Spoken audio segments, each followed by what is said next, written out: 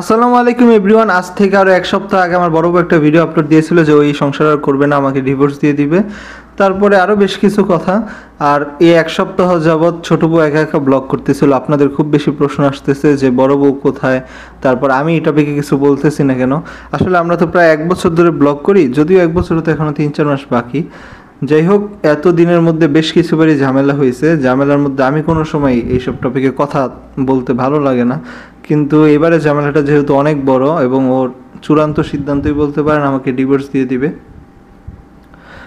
তো এবং আজকেই বাবার বাড়িতে চলে যাওয়ার সিদ্ধান্ত নিচ্ছে, টিকিট কেটে ফেলছে, আজকেই চলে যাবে। যাই হোক, এখন আমি ওকে কেন আটকাচ্ছি না, তারপর ও কেন ডিভোর্স দেওয়ার মতো এত কঠিন সিদ্ধান্ত নিল, আমি আপনাদেরকে একদম শুরু থেকে বলি। আসলে কেউ তো আর একদিনে এরকম সিদ্ধান্ত নেয় না, ওর মনের ভিতরে অনেক দিন ধরেই ছিল, যার কারণে শেষ পর্যন্ত আজকে এই পর্যায়ে এসে ঠেকছে বিষয়টা।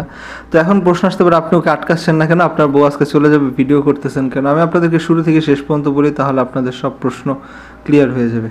প্রথমে 2022-এর একটা ঘটনা আপনাদেরকে বলতে হয়।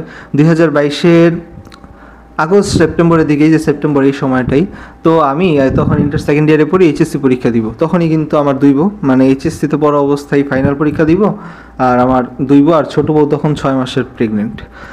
তো 6 মাসের প্রেগনেন্ট ওই সময় আমি একদিন কোচিংয়ে গেছি। তারপর আমার একটা ফ্রেন্ড ছিল, ওর সাথে ফ্রেন্ডটার সম্পর্কে একটু বলে নেই। ও হচ্ছে গিয়ে ধরেন বড় লোকের অনেক ছেলে থাকে না, একটু হাবাগোবা টাইপ। হাবাগোবা টাইপ বলতে কি, অনেক জেদ কিন্তু বুঝে কম, এরকম। তো ওর সাথে আমার খুব ভালো একটা ফ্রেন্ডশিপ হয়ে যায়। আমরা নারায়ণগঞ্জের যারা আছেন সবাই চিনেন। দুইজনই সেম ছিলেন, আচার আচরণ। আমি কোনো বড় লোকের ছেলে না। যাই হোক, আমাদের শাশুড়ি মা যথেষ্ট বড় লোক, আলহামদুলিল্লাহ বলেন। আমাদের গোসল করতে যাই আমরা একটা নদীতে, কাইকারটেকের রবিবারের হাট, আপনার নারায়ণগঞ্জের যারা আছেন সবাই ছিলেন। তো এই নদীতে গোসল করতে যাওয়ার পর ও নদীতে নামছে, নেমে সাঁতারে স্রোতে একদম মাঝ নদী পর্যন্ত চলে গেছে। এখন কথা হইতেছে, ও সাঁতার জানে না কিন্তু নদীতে নেমে গেছে। আর আমাকে কি বলছে, আমি খুব ভালো সাঁতার পারি। আমিও তো মনে করছি বড় লোকের ছেলেরা সাধারণত যেমন হয় সুইমিং পুল বিভিন্ন জায়গায় সাঁতার কাটে, খুব এক্সপার্ট হওয়ার কথা। কিন্তু ও আসলে ক্লাস 8-এ সর্বশেষ সাঁতার কাটছে। ও মাথায় একটু হয়তো সমস্যা আছে কি জানি না, ক্লাস 8-এ সাঁতার কাটছে, ওই যে সুইমিং পুলে সাঁতার শিখছে। এরপর আর জীবনে কোনো পানিতে যায় নাই, ডাইরেক্ট একটা স্রোতের নদীতে চলে গেছে। এই নদীটার নাম ব্রহ্মপুত্র নদী, চিন্তা করেন। তো নদীতে নেমে মাঝ পর্যন্ত চলে গেছে। চলে যাওয়ার পর এখন আমার সাথে ও গেছে, আমার বেস্ট ফ্রেন্ড। ও কিন্তু বাবা মায়ের একমাত্র সন্তান, আমিও আমার বাবা মায়ের একমাত্র সন্তান।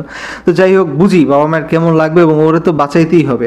তারপর আর কাইকারটেক ওই নদীটা এমন, কোনো ট্রলার নাই, কারণ ওইদিকে ব্রিজ আছে, তো ট্রলারের তো কোনো প্রয়োজন নেই না। নৌকা, দুই একটা নৌকা থাকে, তো বাজারের দিন থাকে না, দুই একটা নৌকা থাকলে অন্য পাশে মানুষজন যদি ঘুরতে যায়। আর সাধারণত এদিকে কেউ নৌকা চড়ে ঘোরার মতো মানুষ থাকে না, সবাই গ্রামের মানুষ, কারো এইসব জিনিস নিয়ে অত এক্সাইটমেন্ট নাই, আর এটা কোনো দর্শনীয় স্থানও না।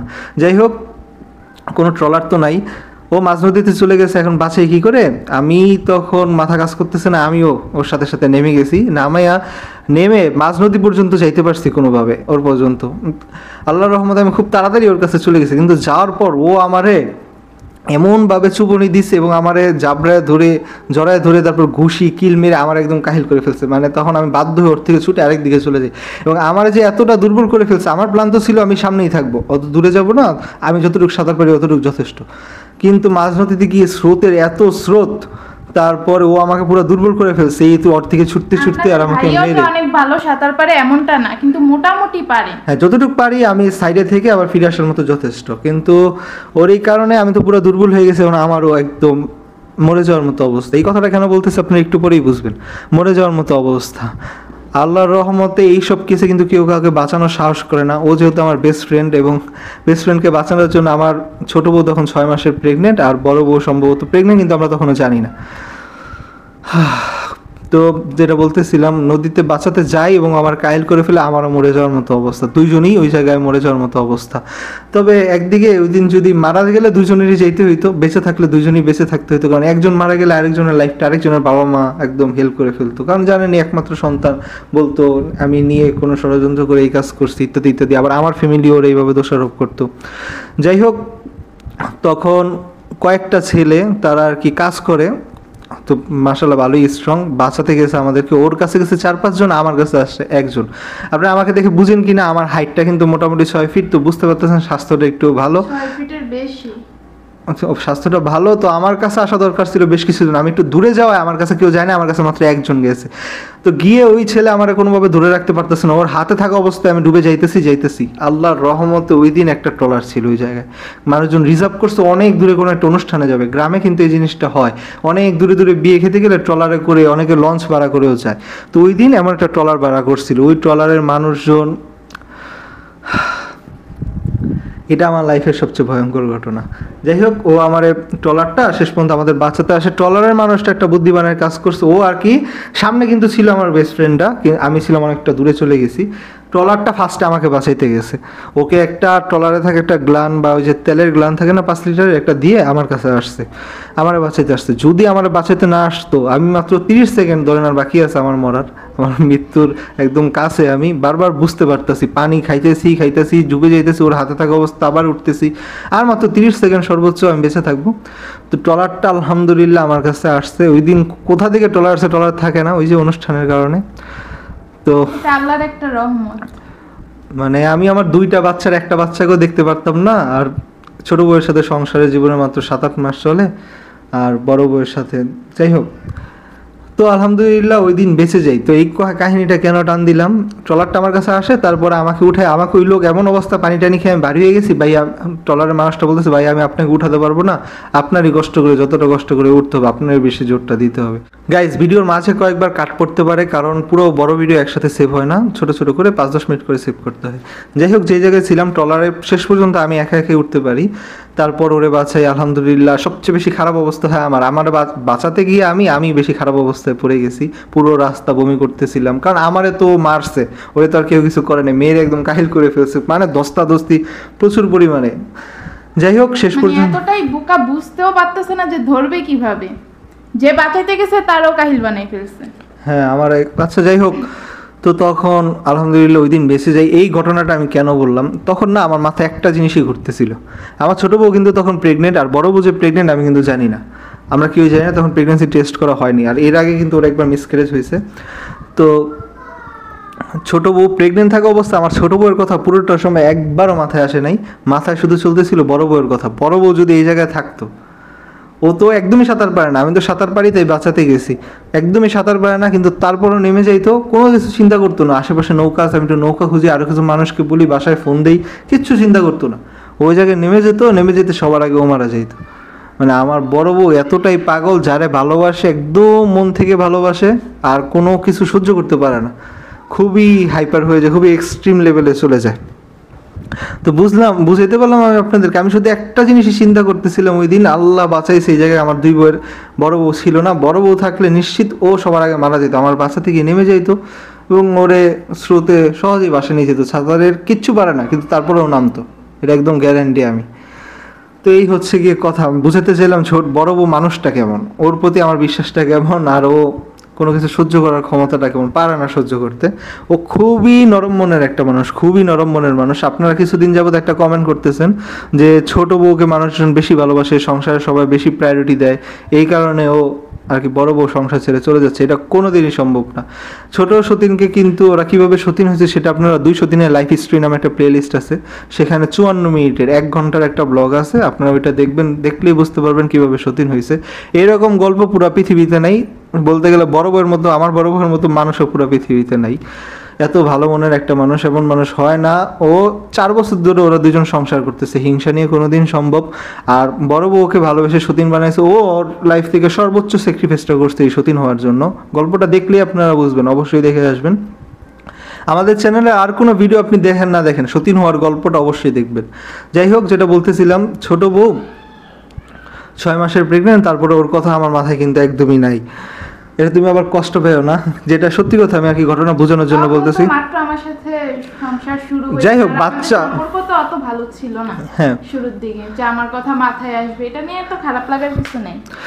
যেই কথায় ছিলাম, বড় বউ কোনোদিনই ওর সফলতা, ওর কোনো ভালোবাসার কারণে কষ্ট পাবে না। ও আরও চাই সবাই ওকে বেশি ভালোবাসুক। ও নিজ থেকে সতীন আনছে, ওকে ভালোবাসা মানে ওরে ভালোবাসা, ওর চিন্তা ভাবনাটা এইরকম। তো আপনারা কখনো এটা ভাববেন না যে বড় সতীন ছোট সতীনকে সবাই বেশি ভালোবাসে এইসব কারণে আর কি। আর যেটা সত্যি কথা, আমাদের সংসারে সবাই আর কি আমার ছোট বউকে একটু বেশি প্রায়োরিটি দেয়, একটু বুদ্ধিমান বেশি, ইত্যাদি ইত্যাদি সব কিছুতে। জামাই আমাকে একটু কম ভালোবাসি, এটা এতক্ষণে কথায় আপনারা বুঝে গেছেন। কিন্তু আমি কাকে বেশি ভালোবাসি সেটাই সবচেয়ে বেশি ইম্পর্টেন্ট। যদি অন্যান্য সংসারের অন্যরা কে কেমন ভালোবাসে এটা অত ম্যাটার করে না। তা আমার অ্যান্সারটা কি, ও যাই বলুক, আপনারা কথায় যা বুঝেন সেটা নিয়ে আমি অন্য আরেকদিন কথা বলবো। আজকের ভিডিও এমনিতেই বড় হতে যাচ্ছে, আপনারা বুঝতে পারতেছেন। এই আমি কাকে বেশি ভালোবাসি এই টপিকে আপনাদেরকে অন্য একদিন কথা বলবো। এখন যেটা বলতেছি, আমাদের ফ্যামিলির অন্য সদস্যরা কিন্তু ছোট সতীনকে একটু বেশি প্রায়োরিটি দেয়, যেটা সত্যি কথা। তো এর কারণে কিন্তু আমার বড় বউ কষ্ট পেলে কিন্তু শুরুতেই পেতে, এটা কিন্তু আজকালের ঘটনা না। তো এর কারণে যে চলে যাবে এটা কোনো দিনই সম্ভব নয়। তো ও আরও খুশি, ও এমন মনের ওই মানুষ, ও আরও খুশি যে আমার সতীনকে মানুষজন পছন্দ করে, ও ভালোবেসে আনছে। যাই হোক, তো আপনারা এই কমেন্টটা আর দয়া করে করবেন না যে ছোট বউকে বেশি প্রায়োরিটি দেওয়ার কারণে। আর এই কমেন্টটা তো একদমই করবেন না যে আমি ছোট বউকে বেশি ভালোবাসি। আমি বড় বউকে, আমার একটা কথা মনে রাখেন যে দুই সন্তানকে যদি কেউ সমান ভালোবাসে, সন্তানের মাদেরকে অবশ্যই ভালোবাসতে হবে। আমার ছেলে, আপনারা হয়তো বুঝেন না, অনেকটাই দেখতে কিন্তু আমার মতো। আমি ছোটোবেলায় দেখতে হুবহু আর সেম ফটোকপি ছিলাম। এখন হয়তো চেহারা অনেক পরিবর্তন আসছে রিসেন্ট 2-3 বছরে। তো আমার মতো দেখতে আমার ছেলেটা হয়েছে, এবং আমার একমাত্র ছেলে। আপনাদেরকে ধারাবাহিকতাটা বলি, আমার আব্বুও তার বাবা মায়ের একমাত্র ছেলে, যদিও বোন আছে। আর আমি আমার বাবা মায়ের একমাত্র সন্তান এবং একমাত্র ছেলে, কোনো বোন নাই, কিচ্ছু নেই। এবং আমার ছেলে হইতেছে আমার একমাত্র ছেলে। তো এই ছেলেরে ভালোবাসবে না এটা কোনোদিন সম্ভব? আমি ভালোবাসবো না ওরে, আমি জাস্ট পাগলের মতো ভালোবাসি। আমার সবচেয়ে দুর্বল জায়গা, আমার মেয়েরে কিন্তু সবাই অনেক বেশি আদর করে, আর মেয়ে বাচ্চারে সাধারণত সবাই অনেক বেশি আদর করে, এটা আপনারা বুঝেন। বাইরে 2টা বাচ্চা খালে দাঁড়ানো থাকলে সবাই মেয়েটারই আদর করে। তো এই সব মিলে আমার ছেলের প্রতি আমি অনেক বেশি দুর্বল, ওর প্রতি আমার অনেক বেশি কষ্ট কাজ করে। তো আমার ছেলেকে ভালো রাখতে হলে অবশ্যই বড় বউকে ভালোবাসতে হবে বেশি বেশি। আমি বড় বউকে কোনো দিনে ভালোবাসার এক চিমটি কমতি দিইনি। তো ও ডিভোর্সের মতো এত কঠিন সিদ্ধান্তে কেন গেল? একটু আগে তো আপনাদেরকে বুঝালাম ওর হাতটা কেমন। ও সাঁতার পাতার কিচ্ছু জানে না, কিন্তু আমারে বাচ্চাতে নেমে যাইতো, ও নিজের জীবনটা দিয়ে দিত। তো এখন যে কথাটা, আর একটু আগে আরেকটা কথা বলছি যে বড় বউয়ের একবার মিসক্যারেজ হয়েছিল, দ্বিতীয়বারের প্রেগনেন্সিতেই আমাদের আব্দুর রহমান। এখন মেইন সমস্যাটা হয়েছে আমার বড় বউয়ের আরেকটা গুণ আপনাদেরকে বলে নিই, ওর প্রেগনেন্সি জার্নি নিয়ে। যদিও ওদের প্রেগনেন্সির গল্প ছোটো বউয়েরটা শেয়ার করা হয়েছে, আর বড় বউয়ের সময় বড় বউটা বলতো প্রেগনেন্সির দিন যেদিন ওদের নিয়ে হসপিটালে যাই, আশেপাশের মানুষজন অনেক কান্নাকাটি করতেছিল। এইসব কথাবার্তা যদিও আমার মানায় না, তারপর আপনাদেরকে আজকে সব কিছু খোলামেলা বলতে বসছি, তাই বলি। তো মানুষজন অনেক কান্নাকাটি করতেছিল, হসপিটালে আরও কয়েকজনের ডেলিভারি হওয়ার কথা ছিল। কিন্তু আমার বড় বউয়ের পুরো ডেলিভারি বাচ্চা আব্দুর রহমান আসতে দুনিয়া আমাদের কোলে আসতে পুরা টাইম জুড়ে একটা কান্না করেনি, একটুও কান্না করেনি। মানে ওর আওয়াজ, কান্না করছে খুবই সিম্পলি, ওর আওয়াজ একটু বাইরে যায়নি, দরজার বাইরে যায়নি। ওটির বাইরে থেকে কেউই শুনতে পাইনি, আমরা কেউ কিছু শুনতে পাইনি। তো তখন ওটির একজন সিস্টার, আমার আম্মু কিন্তু নার্স, তার সাথে আরেকজন ছিল, সে বলে বড় বউয়ের ধৈর্য দেখে তো আমি অবাক, এই মেয়ে কি মানুষ, ও কিভাবে এত ধৈর্যশীল, চুপ করে আছে, কান্নাকাটি নাই, কোনো অতিরিক্ত। যাই হোক, তো তারপর উনি বলতেছিল কি আমি আপনার বড় বউকে একটা গিফট করব, ওর ধৈর্য দেখে আমি অবাক। তখন আমি মনে মনে এই কথা শুনে বলতেছিলাম আপনার ওর ধৈর্য সম্পর্কে কি জানেন? ও সতীন নিয়ে সংসার করতেছে, নিজ থেকে সতীন আসছে, ও অমায়িক মনের মানুষ, ওর কোনো তুলনাই হয় না। তো বুঝতে পারতেছেন এত একটা সেন্সিটিভ মুহূর্ত আমার বড় বউ কতটা ধৈর্যশীল। কিন্তু আমার বড় বউয়ের প্রেগনেন্সি নিয়ে আপনাদেরকে ছোট্ট করে একটু কথা বললাম। এখন পর্যন্ত আপনারা দুইটা জিনিস খুব ভালোভাবে বুঝছেন, ও কতটা ধৈর্যশীল, আর দ্বিতীয় ওর ভালোবাসার মানুষের জন্য কতটা স্যাক্রিফাইস করতে পারে, নিজের জীবনটা পর্যন্ত দিয়ে দিতে পারে। তো এখন এত ভালো একটা মেয়ে কেন ডিভোর্সের মতোই এত কঠিন সিদ্ধান্তে গেল? আপনারা কিছুদিন আগে একটা ভিডিও দেখছেন কিনা, বড় সতীন কান্নায় ভেঙে পড়লো এবং ওর বাবার বাড়ির সাথে ওর সম্পর্ক কিন্তু টোটালি শেষ। ওর বাবার বাড়ির সাথে আমাদের বিয়ের পর থেকেই অনেক বেশি ঝামেলা। তো সতীন আসার পরে ঝামেলাটা আরও বেড়ে যায়। তারা মূলত আমার সাথে বিয়ে দিতে চায় নাই। আমার বাড়ি হচ্ছে গিয়ে নারায়ণগঞ্জ, ঢাকা, ওর বাড়ি হচ্ছে খুলনা। তারা এত দূরে বিয়ে দিবে না, তাদের মেয়ে অনেক আদরের। এখন তো পদ্মা সেতু হয়েছে দেখে একটু কাছে লাগে, আরেক মানে আগে তো পদ্মা সেতু ছিল না ওনাদের যখন বিয়ে হয়েছে। যাই হোক, যার কারণে রাস্তাটা আরো বেশি ছিল। আবার আমাদের এজও কম ছিল। আমি তো বললামই, আমি যখন ইন্টারে পড়ি তখনই আমার দুই বউ, বড় বউদের তো আরও আগে বিয়ে করছি, তখন সম্ভবত আমি ফার্স্ট ইয়ারে পড়ি, সম্ভবত কি, হ্যাঁ আমি ফার্স্ট ইয়ারই পড়ি। আর ও হচ্ছে মাত্র এসএসসি পরীক্ষা শেষ করছে, পরে আমার কলেজে এসে ভর্তি হয়, এবং ও এইচএসসি 24-এ কিন্তু ইন্টার পাশও করছে আলহামদুলিল্লাহ আমাদের বাসা থেকেই। তো যেটা বলতেছিলাম, 2 মাস আগে ওর বাবার বাড়ির সাথে টুকটাক কথা হতো, 2 মাস ধরে একদমই সম্পূর্ণ যোগাযোগ বন্ধ, সম্পর্ক টোটালি শেষ। এমনকি এমন একটা অবস্থা, ওনারা বেঁচে আছে না মরে আছে আমরা তাও জানি না, আমরা বেঁচে আছি না মরে আছে হ্যাঁ তারা এটা জানে, কারণ তারা ভিডিও, আর যাই হোক ভিডিও দেখে। কারণ ওনারা 4 বছরে কোনো দিন এমন হয় না যে যোগাযোগ করে নেই। এখন কেন যোগাযোগ করে না? কারণ ভিডিও দেখে, ভিডিওতে দেখতে পারতেছে আমরা ভালো আছি বা সংসারে কী চলতেছে, এই কারণে আর ফোন দেয় না। তবে আমার একটা কথা হইতেছে এই যে, আচ্ছা এটা আর একটু পরে বলি। তো বড় বউয়ের ফ্যামিলির সাথে সম্পূর্ণ সম্পর্ক শেষ, আর এরপর থেকে আমাদের সংসারে সব বড় বড় বিপদগুলো আসা শুরু হয়েছে। যে বললাম না 2 মাস ধরে ওর বাবার বাড়ির সাথে একদমই টোটালি সম্পর্ক হয়নি, ওই যে লাস্ট একটা ভিডিও দেখছিলেন ওর বাবার বাড়ি থেকে আম পাঠানো হয়েছে, তারপর থেকেই সম্পর্ক একদম শেষ, কোনো রকম কোনো কথাই হয় না। তো এর মধ্যে এরপর থেকেই বড় বড় ঝামেলাগুলো শুরু হয়েছে। 1 নম্বরে কী হয়েছে, 12 ঘন্টা যাবৎ চুলা চালু ছিল, দরজা জানালা সব কিছু বন্ধ, ওই দিনই বাড়িতে আগুন লেগে যাওয়ার সম্ভাবনা ছিল একদম 100%। কেন লাগে না এটা আল্লাহ ভালো জানে। তো এই একটা বড় বিপদ থেকে বেঁচে গেলাম। তারপর থেকে টানা 1 সপ্তাহ তরকারি পড়ে গেছে, একদিন দুধ পড়ে গেছে, একদিন ভাতের পাতিল পড়ে গেছে, একদিন আমার মেয়ের চোখে পাতিল পড়ে গেছে, একটার পর একটা, মানে সবগুলো সমস্যা। আমার মাথায় ব্যথা পাইলো। আমার কিছুদিন আগে আমার মেয়ের পিঠটা খুব বাজেভাবে পড়ে গেছে, এটা যতবার দেখি, আমি আমার বাচ্চাদের ব্যাপারে একটু বেশি সেন্সিটিভ, তো মেয়ের পিঠটা যতবার দেখি ততবারই আমার কান্না চলে আসছে, আর আমি ওদের সাথে যে কিচে রাগারাগি করছি। তো পিঠ পুড়ে গেল, এবং সবচেয়ে সেন্সিটিভ যেটা, আমার ছেলের কানে মশা চলে গেছে, এবং এটা নিয়ে ওরে প্রথমবারের মতো হসপিটালে নিতে হয়েছে। যাই হোক, যেটা মেন কথাটা, এবার একটু মনোযোগ দিয়ে শোনেন, আমি টান দিয়ে শেষ করে দিব ভিডিওটা। তো প্রথমে ওর বাবার বাড়ির সাথে সম্পর্ক যেদিন থেকে পুরোপুরি শেষ হয়েছে, তারপর থেকে আমাদের সংসারের সবচেয়ে বড় অশান্তিগুলো শুরু। 1 নম্বরে সবগুলো, যারা রেগুলার ভিডিও দেখেন তারা খুব ভালোভাবে বুঝতেছেন আমি কোন কোন ভিডিওর কথা বলতেছি, যারা বুঝেন না একটু আগের ভিডিওগুলো ক্যাপশনগুলো দেখে গেলে আপনারা সব বুঝবেন। তো প্রথম কথা হচ্ছে, এই যে বাবার বাড়ির সাথে সম্পর্ক শেষের পরে থেকে এত বিপদ, প্রথমে এটা আমরা কেউ পাত্তা দিইনি, কিন্তু লাস্ট যে ইনসিডেন্টটা ঘটলো, আমার ছোটো বউয়ের প্রেগনেন্সির ব্লগটা যারা দেখছেন, ওর প্রেগনেন্সির ডেলিভারি কিন্তু আমার আম্মু আর ওর বড় সতীন আর কি, আমার বড় বউ দুইজনে মিলে এই বাড়িতেই করছে। এবং খালি বড় বউয়ের প্রেগনেন্সির টাইমে কোনো ডাক্তারের কাছে যাইতে হয়েছে সর্বোচ্চ 2-3 বার, আলট্রাসাউন্ড শুধু টেস্ট করতে, এই জন্যই। আর কোনো ওই যে চেক আপের মধ্যে রাখে এইসব কিছু আমাদের করার আলহামদুলিল্লাহ প্রয়োজন পড়ে না, যেহেতু আমার আম্মুর নার্স সব কিছু নিজেই দেখতো। এবং বাচ্চারা যে এখন পর্যন্ত 3 বছর ওরে নিয়ে আজ পর্যন্ত কোনো দিন ডাক্তারের কাছে যাইতে হয়নি আলহামদুলিল্লাহ। এই প্রথম ডাক্তারের কাছে যেতে হলো, এবং এত সিরিয়াস একটা ইস্যু, রাতের বেলা ওর কানে মশা চলে গেছে, এবং খুব ভিতরে, আপনারা বুঝেন কি না, কানের সামনে না, সামনে থাকলে তো আমরাই কটন বাড দিয়ে আনার চেষ্টা করতে পারতাম, এত ভিতরে ফার্স্টে আমরা কেউ বুঝিই নেই, রক্তটা শুধু সন্দেহ লাগতেছিল, কানে রক্ত কেন এতটাই ভিতরে। তারপর আম্মু ওটির লাইট থাকে না, ওটির লাইট জ্বালায় আম্মু দেখার ট্রাই করছে, কিন্তু দেখতে পারেনি, একদম চিকুন লাইট, যেটা অনেক ভিতর পর্যন্ত যায়, ওটির লাইটগুলোতে একটু ছড়ানো থাকে, তাই এটাতে বোঝা অত সুবিধাও না, যদিও লাইট পাওয়ারফুল। তো চিকুন লাইট, এটা দিয়ে খুব ভালোভাবে বুঝতে পারছে এটা মশা, পরে ডাক্তার বার করে। আর এই ধরনের কাজগুলো মানে সেন্সলেস করা ছাড়া করে না, এক প্রকার অপারেশনই করতে হয়। আম্মু যেহেতু সিনিয়র নার্স, তাই ডাক্তার রিকোয়েস্টে কোনো পরীক্ষা নিরীক্ষা সব কিছু ছাড়াই ডাক্তার চেষ্টা করছে, এবং আলহামদুলিল্লাহ একবারে পারে নাই, 2বারে পারে নাই, 4-5 বারের সময় গিয়ে কানের থেকে মশাটা বার করতে পারে। বের করে উনি বলতেছিল এটা আমরা আর কি সেন্সলেস করা ছাড়া করি না, অনেক পরীক্ষা নিরীক্ষা লাগে, অনেক কিছু লাগে। আর বুঝেন একটা বাচ্চা, হ্যাঁ পারে নাই, শাশুড়ি আম্মু মানে অনেক শক্ত করে মানে ধরছে, আমার যে কি কষ্ট হইছে, এমনিতেই তোর কষ্ট হইছে, তার উপর ওকে। আপনি একটু চিন্তা করেন না, বড় মানুষ কটন বাট কতটুকু ঢুকাতে পারেন, একটু বেশি ঢুকে গেলে কানে কেমন একটা যন্ত্রণা হতে শুরু করে না, ব্যথা লাগে, বের করে ফেলি, তারও ভিতরে কেচি টাইপ একটা জিনিস ঢুকাইতে হয়েছে, মশা বার করতে, বাচ্চাটার কি পরিমাণ কষ্ট হয়েছে।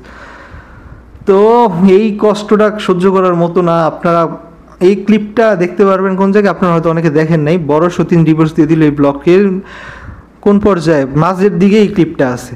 তো আপনারা একটু মনোযোগ দিয়ে ভিডিওটা দেখে এসেন, বুঝতে পারবেন মশাটা জ্যান্ত ছিল, মানে কিছুক্ষণ আগে মারা গেছে, এটা কতটা সময় ধরে জীবিত ছিল, আর ওরা কামড়াইতে কামড়াইতে কী করছে, এতটা যন্ত্রণা। আমার ছেলে এই ধৈর্যটা শিখছে ওর মার কাছ থেকে, এতটা যন্ত্রণা, দিনের বেলাও কিন্তু কোনো কান্নাকাটি করে নাই। মনে হয় মেইন সমস্যাটা হয়েছে রাতের বেলা মশারি টানায় নেই আমার বড় বউ, ছেলে বাচ্চারা মর্জি করে মশারি টানানোর সময় কিন্তু।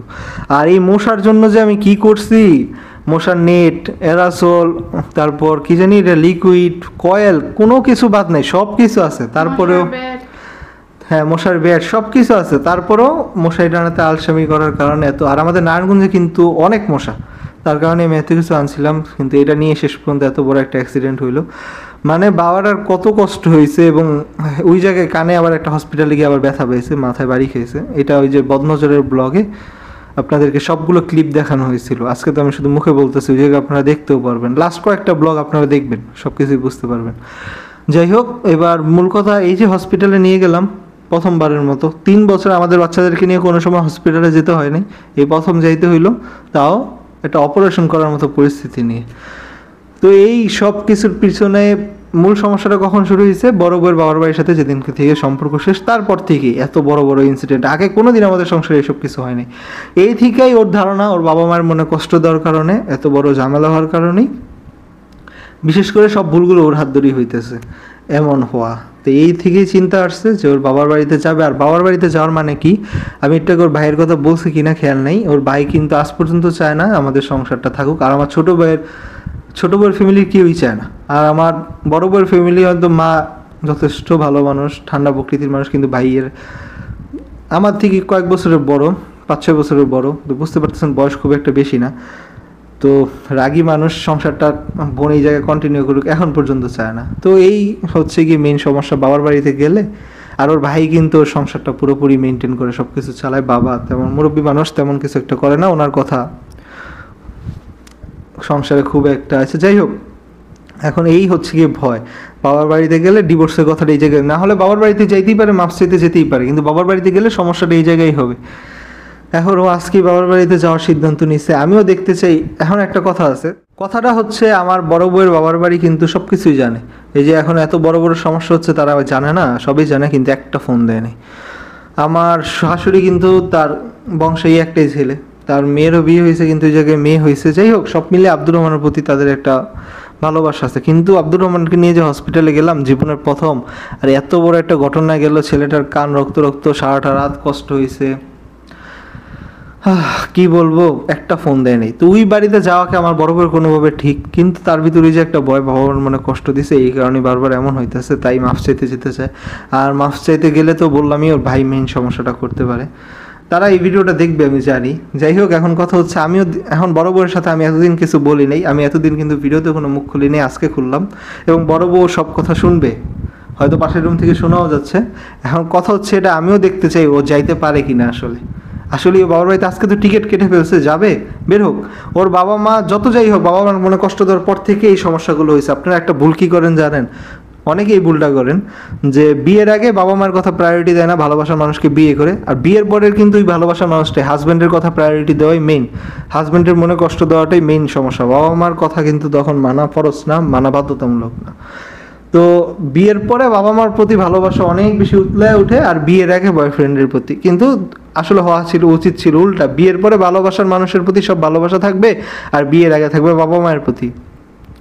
তো বড় বউ এত বছর ভালোবেসে বিয়ে করলো, বাবা মায়ের বিরুদ্ধে গিয়ে সতীন আনলো, সব কিছু করছে, পুরো সংসারটা বাবা মায়ের বিরুদ্ধে গিয়ে সাজাইছে। 6 বছর যাবৎ সংসার করতেছে, কিন্তু এখন হয়েছে বাবার মায়ের সাথে সম্পর্ক শেষ করার পরে যেহেতু এত বড় বড় ইনসিডেন্ট ঘটতেছে, তাই ওর মনেও ভয় ঢুকে গেছে সামনে যদি আরও বড় কিছু হয়।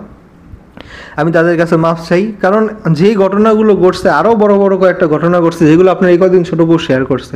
ভিডিও অলরেডি অনেক বড় হয়ে গেছে, তাই এক কথা আর বারবার টানতেছিলাম। ও বাবার বাড়িতে গেলে মূল সমস্যাটা কি আপনারা বুঝতে পারছেন। আমি এটাই দেখতে চাই ও শেষ পর্যন্ত যায় কিনা। আর মানুষজন ভুলটা এই জায়গায় করে, বিয়ের পর প্রায়োরিটি দিতে হয় হাজব্যান্ডে, ওই সময় দেয় বাবা মারে, আর আগে দিতে হয় বাবা মাকে, তখন দেয় ভালোবাসার মানুষকে। যাই হোক, আমার বড় বউয়ের সাথে আমি এতদিন রাগারাগি করি না, কিচ্ছু করি না, কিন্তু আজকে আমি রাগ দিছি। দেখি ও যাইতে পারে কিনা, আসলে বাবার বাড়ি যায় কিনা। এটা ও পারবে, এত বছরের জানে, কিন্তু গেলে সম্পর্কটা টিকানো খুব টাফ। ওর বাবার বাড়ির সাথে খুলনা ঢাকা এত শহর যাতায়াত করা, যুদ্ধ করা, বিচার সালিশ, কত ঝামেলা যে হয় আপনারা তো জানেনই। ও শেষ পর্যন্ত যায় কিনা এটাই দেখার। আমি এতদিন রাগ দিইনি, আজকে দিতে বাধ্য হইতেছি। আর কারণ তারা একটা ফোন দেয় নাই, তারা দেখছে না এই যে এত সমস্যাগুলো হয়েছে, একটা ফোন দিয়ে আমার ছেলের খোঁজ নেওয়ার প্রয়োজন করেনি। তাদের কাছে কী মাপ চাবো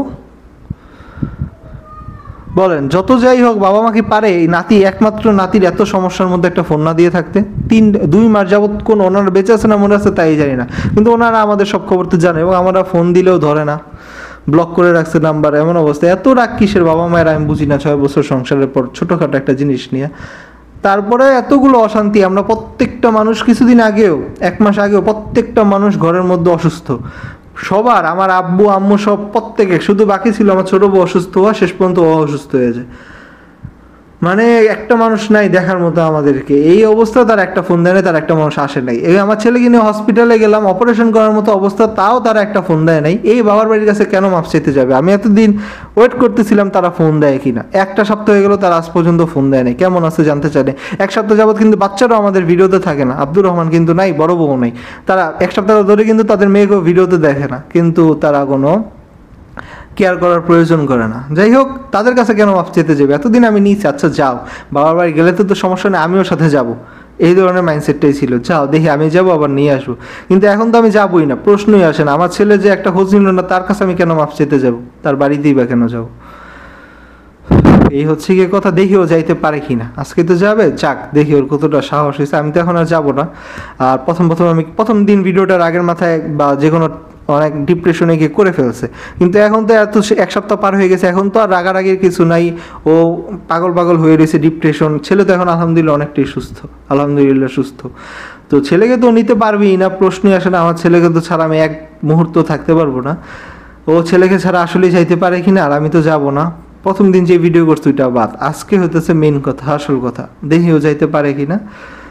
আমার মনে হয়, আমার ভালোবাসার বিশ্বাস